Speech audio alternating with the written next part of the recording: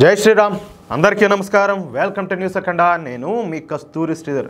మిత్రులారా, మనలాగే ఈ దేశాన్ని ప్రేమించే వాళ్ళు, పూజించే వాళ్ళు ఎంతమంది అయితే ఉన్నారో అదేవిధంగా ఈ దేశాన్ని వ్యతిరేకించే వాళ్ళు, వాళ్ళ స్వార్థం కోసం ఎంత దారుణానికైనా ఓడిగట్టేవాళ్ళు, దరిద్రపు నా కొడుకులు కూడా చాలామందే ఉన్నారు. దాంట్లో ఏమి అనుమానం పడాల్సిన అవసరం ఏం లేదు. ఈ న్యూస్ చూడండి ఒకసారి, మీకే అర్థమవుతుంది. ఓకేనా? జస్టిస్ చంద్రచూడ్ గారు, ఈయన మన దేశ మాజీ సుప్రీంకోర్టు న్యాయమూర్తి అనమాట. తెలుసు కదా మీకు అందరికీ. 2022 నవంబర్ 9వ తారీఖు నుంచి 2024 నవంబర్ 10వ తారీఖు వరకు సుప్రీంకోర్టు ప్రధాన న్యాయమూర్తిగా ఈ జస్టిస్ చంద్రచూడ్ గారు పనిచేశారు. మన దేశంలో అత్యంత నిజాయితీగా పనిచేసిన న్యాయమూర్తుల్లో ఈ జస్టిస్ చంద్రచూడ్ గారు కూడా ఒకరన్నమాట. సరే, ఇట్ట ఈ అయోధ్య రామ మందిరం కేసు విషయంలో కావచ్చు, లేకపోతే ఈ ఆర్టికల్ 370 రద్దు విషయంలో కానీ, లేకపోతే ఈ సిఏఏ చట్టం విషయంలో కానీ ఎవరి ఒత్తిళ్లు కూడా లొంగకుండా నిజాయితీగా ధర్మబద్ధంగా తీర్పించేటువంటి నిజమైన జాతీయవాది ఈ జస్టిస్ చంద్రచూడ్ గారు. అర్థమైందా? ఇకపోతే ఉమర్ ఖలీద్ తెలుసా మీకు? సరే, వాడేవాడు ముందు మీకు చెప్పే ప్రయత్నం చేస్తా. ఈ ఉమర్ ఖలీద్ అనేవాడు, వీడు ఒక రాడికల్. వీడు ఢిల్లీలోని జవహర్లాల్ నెహ్రూ యూనివర్సిటీలో రీసెర్చ్ స్కాలర్గా పనిచేస్తాడు. ఇక్కడ రీసెర్చ్ స్కాలర్ అంటే మీరు ఏదేదో అనుకోకండి. వీడు చేసే రీసెర్చ్ ఈ ఉడతలు పట్టే కోర్సుల్లో, అంటే యూనివర్సిటీలో ఎందుకు పనికిరాని కోర్సులు ఏవైతే ఉంటాయో వీడు వాటిలో పిహెచ్డీ చేస్తూ ఉన్నాడు.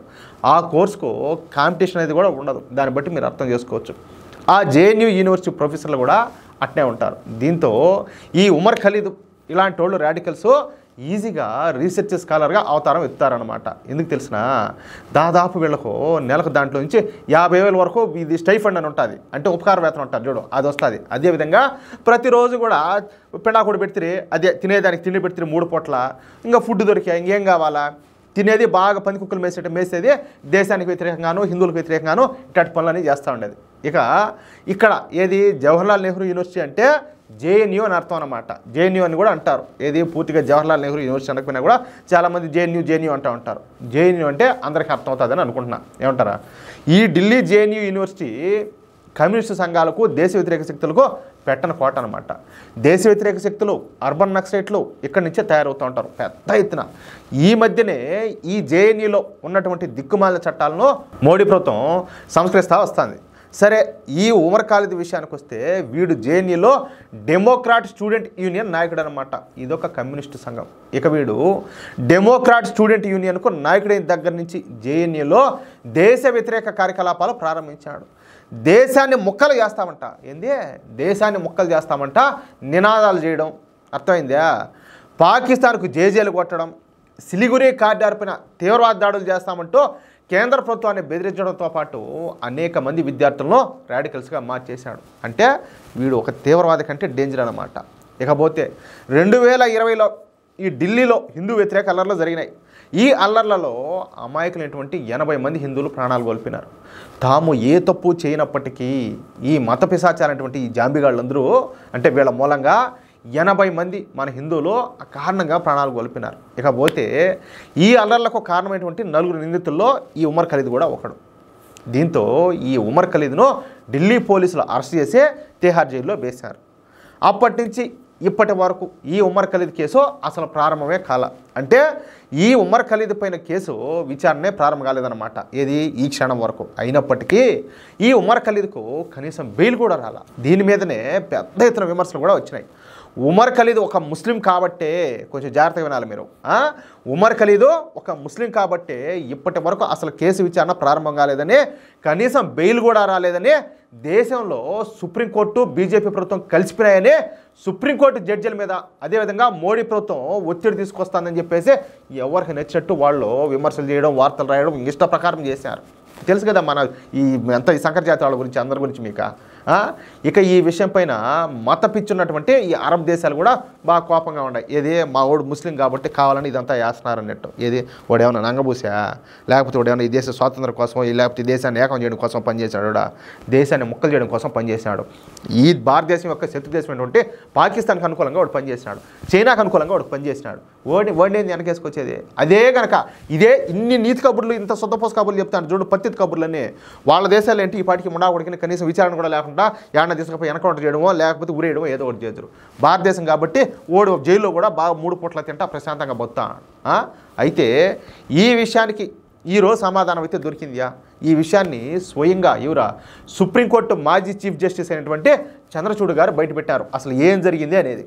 2020లో ఈ ఢిల్లీలో జరిగినటువంటి హిందూ వ్యతిరేక అల్లర్లకు కారణమైనటువంటి వాళ్ళలో ఈ ఉమర్ ఖలీద్ కూడా ఒకడు. ఈ ఉమర్ ఖలీద్కు వ్యతిరేకంగా ఢిల్లీ పోలీసుల దగ్గర సాక్ష్యాలు అయితే బాగా బలంగా ఉన్నాయి. ఇక ఈ ఉమర్ ఖలీద్ కేసును కపిల్ సిబాల్ అని ఒకడు ఉంటాడు. అబ్బా, ఇట్లాంటి వాళ్ళంతా కూడా ఏమి దరిద్రమో ఏం దౌర్భాగ్యమో, ఈ మహాతల్లి ఈ భూమాత ఎట్ట భరిస్తుంది ఇట్ట వాళ్ళందరినీ ఈ కపిల్ సిబాల్ అనేవాడు డీల్ చేస్తున్నాడు. అయితే ఉమర్ ఖలీద్ తరఫున ఈ కేసును వాదిస్తున్నటువంటి కపిల్ సిబాల్ ఈ కేసు విచారణను ప్రారంభించనీయకుండా, జాగ్రత్త వినండి, ప్రారంభించనీయకుండా ఎప్పుడు ఒక సాకులు చెప్తూ ఉంటాడనమాట. ఎప్పుడు ఈ ఉమర్ ఖలీద్ కేసు విషయంలో వాయిదాలు అయితే కోరుతా ఉన్నాయంట. కానీ ఈ కేసు విచారణకు మాత్రం ధరనిచ్చేవాడు కాదు. ఇక బెయిల్ విషయానికి వద్దాం. ఉమర్ ఖలీద్కు బెయిల్ రానివ్వకుండా ఈ Kapil Sibal Umar Khalid bail petition వెనక్కి తీసుకున్నాడియా. ఈ మాట నేను చెప్పలా, ఎవరు ఈ మాజీ జస్టిస్ అయినటువంటి ఈ చంద్రచూడ్ గారు బయటపెట్టారు ఈ విషయాన్ని. అంటే ఏంటంటే ఈ కపిల్ సిబాల్ అనేవాడు రాక్షస సెక్యులర్ అనమాట. ఏదా సూడో సెక్యులర్ అంటారు కదా, వాళ్ళ జేజనాయనుడు. వీడు 80 సంవత్సరాలు, అంటే ముడ్డి కిందకి 80 సంవత్సరాలు వయసు వచ్చినా దేశ నాశనాన్ని కోరుకునే కుక్క, నీతి మాలిన ఊర కుక్క. మన దేశంలో ఉన్నటువంటి సూడో సెక్యులర్ ముండా కొడుకులందరి తరఫున సుప్రీంకోర్టులో వాదించే లాయర్ వీడే. వీడు మరికొన్ని దేశ వ్యతిరేక శక్తులతో చేతులు కలిపి ఈ ఉమర్ ఖలీద్ కేసును విచారణ జరగకుండా అడ్డుకున్నారు. ఎందుకంటే విచారణ జరిగితే ఈ ఉమర్ ఖలీద్ నేరస్తుడు అన్న విషయం బయటపడిపోతుంది. అప్పుడు వాడికి ఊరి శిక్ష అయితే వేస్తారు. ఇక ఉమర్ ఖలీద్తో పాటు వీడి వెనుకున్నటువంటి ఈ పెద్దలకాయలంతా ఉంటారు కదా, వాళ్ళ పేర్లు కూడా బయటకు వస్తాయి. అందుకే ఆ భయంతోనే ఈ కపిల్ సిబాల్ గాడు ఈ దేశ వ్యతిరేక శక్తులతో చేతులు కలిపి ఉమర్ ఖలీద్ కేసును కోర్టులో విచారణ జరపనీయకుండా అడ్డుపడతాడు. మళ్ళీ ఎవడో ఇదే కపిల్ సిబాల్ గాడు బయటకు వచ్చి ఉమర్ ఖలీద్ ముస్లిం కాబట్టి ఉమర్ ఖలీద్కు బెయిల్ ఇవ్వడం లేదని చెప్పేసి, కేసును విచారించడం లేదని చెప్పేసి పచ్చి అబద్ధాలు చెప్తాడు. ఈ పాపం చాలామంది ఉంటారు, ఏది వాళ్ళు కూడా మంచి వాళ్ళు ఉంటారు కదా ముస్లింలో కూడా. మన వాళ్ళ ముండాకు ఇప్పుడు కపిల్ సిబాల్ ముస్లిమా కాదు కదా, ఈడు దరిద్రం ముండా కొడుకు. అదే మాదిరి మతం అన్నాక ఈ ఊర్లో అయినా కూడా మంచిగా ఉంటుంది చెడు ఉంటుంది, నేను కూడా కాదన్నావులే. కాదంటే కొంచెం ఎక్కువ తక్కువలు ఉంటాయి అంతే. వీడు ఏంది, వీడు చెప్పే మాటలకు ఈ అమాయకులందరూ కూడా నమ్మేసి చూడు మోడీ ఇట్లా ముస్లిం మీద ద్వేషంతోనో కోపంతోనో ఇదంతా చేస్తాడని అనుకుంటారు. కానీ జరిగేది ఏంది, ఇది వేరు, ఇది ఎవరికి తెలియదు. ఇంకొక మాట ఏంటంటే వీడేం తెలిసినా మన దేశంలో మాత్రమే కాకుండా విదేశాల్లో కూడా మోడీ ప్రభుత్వాన్ని హిందువులను దోషులుగా చూపించే ప్రయత్నం చేస్తున్నాడు. ఇదంతా కూడా కపిల్ సిబాల్ ఒక్కడే జిల్లా. కపిల్ సిబాల్ వెనుకున్నటువంటి దేశ వ్యతిరేక రాజకీయ శక్తులే ఈ కపిల్ సిబాల్ చేత ఈ ఆటనంతా కూడా ఆడిస్తాయి. అంటే చూడండి, హిందువులను దోషులుగా చూపించడానికి ఏ స్థాయిలో ఎన్ని కుట్రలు జరుగుతున్నాయో అర్థం చేసుకోండి. మనకు తెలియక ఏదో మన పనుల్లో మన బిజీ లైఫ్లో మనం పడిపోయి ఏముండదులే జరుగుతుందిలే పోతుందిలే అని పోతూ ఉంటాం. కొంతమందికి 5 ఏళ్ళకి ఒకసారి ఎలక్షన్ వచ్చినా కూడా పోయి ఓటేసినా కూడా వీళ్ళకి లేని డిక్కీ బరువు. కానీ మన వెనక మనల్ని నాశనం చేయాలని చెప్పి ఎంతమంది కుట్రలు చేస్తూ ఉంటారో ఒకసారి గమనించండి. వాళ్ళ చేతుల్లోకి రాజకీయ అధికారం పోతే, వాళ్ళు అధికారంలోకి వస్తే ఎట్టుంటుందా, బతకగలుగుతాం మనమా? ఆయన దయచేసి అర్థం చేసుకోండి. ప్రతి ఒక్కరు కూడా అర్థం కావాలా, మన వెనక ఎన్ని కుట్రలు జరుగుతున్నాయో, ఈ దేశాన్ని, ఈ దేశంలో ఉన్నటువంటి మెజారిటీ అయినటువంటి హిందూ సమాజాన్ని సర్వనాశనం చేయాలని చెప్పేసి ఎన్ని శక్తులు కంకణం కట్టుకొని పనిచేస్తున్నాయో ప్రతి ఒక్కరు తెలుసుకోవాలా. ఈ వర్గాలు, వర్ణాలు, కులాలు, తొశాణం ఏమీ లేకుండా మనమందరం కలిసి ఐకమత్యంగా ఉండాలా. మనల్ని, మన ధర్మాన్ని, మన దేశాన్ని మనమే కాపాడుకోవాలా. అప్పుడే మన భవిష్యత్తు కూడా బాగుంటుంది. దయచేసి అర్థం చేసుకుంటారని అనుకుంటున్నా. ప్లీజ్ మిత్రులారా, ఈ న్యూస్ కనుక మీకు నచ్చినట్టయితే ఖచ్చితంగా ఈ న్యూస్ నలుగురికి షేర్ చేయండి. అలాగే ఈ వీడియోకి సంబంధించి ప్రతి ఒక్కరూ, ఈ వీడియోని ఎంతమంది అయితే చూస్తారో ప్రతి ఒక్కరు కూడా మీ యొక్క అమూల్యమైన అభిప్రాయంలో ఖచ్చితంగా కామెంట్ చేయండి. అలాగే ఇంతవరకు మీరు కనుక మన ఛానల్ సబ్స్క్రైబ్ చేసుకున్నట్టయితే ప్రతి ఒక్కరు కూడా మన ఛానల్ సబ్స్క్రైబ్ చేసుకోండి. ప్లీజ్ సపోర్ట్ చేయండి. జై శ్రీరామ్.